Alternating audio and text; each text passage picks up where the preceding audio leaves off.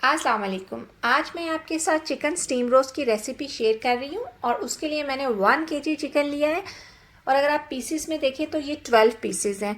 मैंने चिकन पे जो है वो दोनों तरफ से डीप कट्स लगा लिए हैं ताकि जो मैरिनेशन है वो चिकन के अंदर तक जाए और चिकन हमारा बहुत फ्लेवरफुल बने। इसके लिए अब जो हमने लेना है तो सबसे पहले मैं ले रही हूँ इसके लिए दही और 12 पीसेस हैं इसलिए मैंने 12 टेबल स्पून जो है वो दही के ले लिए और ये मैंने जो है वो गाढ़ा दही लिया है, तो आपने भी इसके लिए ऐसा ही दही लेना है। और अगर आपके पास गाढ़ा दही नहीं है तो आप अपने दही को हैंग कर लें और उसके बाद जब उसका पानी रिलीज़ हो जाए तो फिर आप वो यूज़ करें। इसमें मैंने शामिल कर दिया है 1 टीस्पून सॉल्ट, आप अपने टेस्ट के मुताबिक ले सकते हैं, और हाफ़ टी स्पून मैंने इसमें हल्दी ली है और 1 टीस्पून मैंने इसमें रेड चिली पाउडर लिया है, 1 टीस्पून मैंने इसमें ज़ीरा पाउडर ले लिया और 1 टेबलस्पून मैंने इसमें धनिया पाउडर डाला है। 1 टेबलस्पून मैंने इसमें जिंजर गार्लिक पेस्ट डाल दिया है और 1 टेबलस्पून मैंने इसमें सिरका ऐड किया है और 1 टेबलस्पून मैंने इसमें डार्क सोया सॉस ऐड कर दिया है। 1 टीस्पून मैंने इसमें चाट मसाला डाला है, 1 टीस्पून मैंने इसमें कश्मीरी लाल मिर्च पाउडर और साथ में मैंने इसमें 1/4 टीस्पून जर्दे का रंग डाल के सब चीज़ों को अच्छे तरीके से मिक्स कर लिया है और उसके बाद इसको हमने चिकन के पीसेस पे कोट कर देना है और जो इसके कट्स हैं उस पर हमने अच्छे तरीके से कोट करना है ताकि जो चिकन है वो अंदर तक जो है ना सारे फ्लेवर्स चिकन के अंदर तक चले जाए।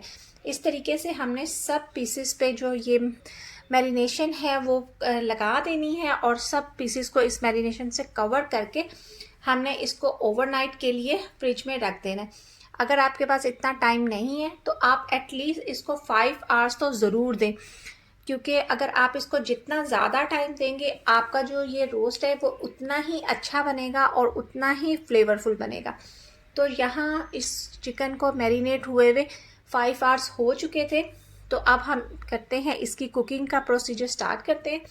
उसके लिए आपने एक पैन में थोड़ा सा ऑयल डाल लेना है और सारे पीसीस को आपने पैन में रख देना है और आपने इस वक्त जो फ्लेम है वो हाई रखना है और 3 मिनट तक आपने इसको इसी तरीके से पकने देना है और 3 मिनट के बाद आपने इसकी साइड चेंज कर लेनी है सब पीसेस की। इस प्रोसीजर का आपको फ़ायदा ये होगा कि जो आपका चिकन है वो बिल्कुल भी ड्राई नहीं होगा, क्योंकि जो चिकन का मॉइस्चर है वो इस तरीके से चिकन के अंदर लॉक हो जाएगा और स्टीम होने के बाद जो चिकन है वो जूसी ही रहेगा।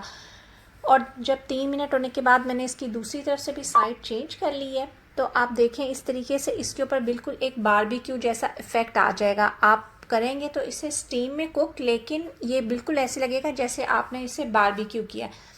तो यहाँ पे 3 मिनट हो चुके हुए थे और मैंने दूसरी तरफ से भी साइड चेंज कर दी है, तो आप ये देखें इस पर कितना प्यारा सा जो है एक कलर आ गया है। इसी प्रोसीजर को करते हुए आपने सारे चिकन को जो है बहुत अच्छा सा कलर दे देना है और उसके बाद हम इसको करेंगे स्टीम।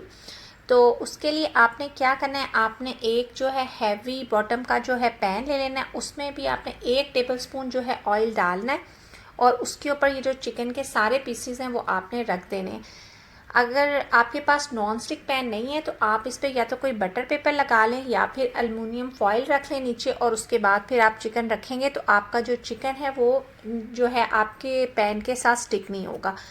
तो आपने इसे अच्छी तरीके से कवर करके जो फर्स्ट 10 मिनट है आपने उसे हाई फ्लेम पे आपने कुक करना है। यहाँ देखें दही ने अपना पानी छोड़ दिया है और अब उसके बाद आपने मीडियम फ्लेम कर देना है और आपने इसे 15 मिनट तक मीडियम फ्लेम पे कुक करना है। तो आप यहाँ देखें इसको पकते हुए जो है 25 मिनट हो चुके हुए हैं और ये जो चिकन है वो बिल्कुल कुक हो गया हुआ है और पानी जो है वो बिल्कुल ड्राई हो गया हुआ है। तो इस स्टेज पे आप जो है चिकन के जो पीसेस हैं उन्हें आप सबको टर्न कर दें और आप जो है ये डिपेंड करता है आपके जो है फ्लेम पे और आपके चिकन के साइज़ पे। अगर आपका चिकन का साइज़ बड़ा है तो हो सकता है आपको टाइम थोड़ा सा ज़्यादा लगे। यहाँ पे ये चिकन 100% डन हो चुका है तो मैंने इसका फ्लेम ऑफ कर दिया और चिकन की सारी साइड्स मैंने चेंज कर दी थी।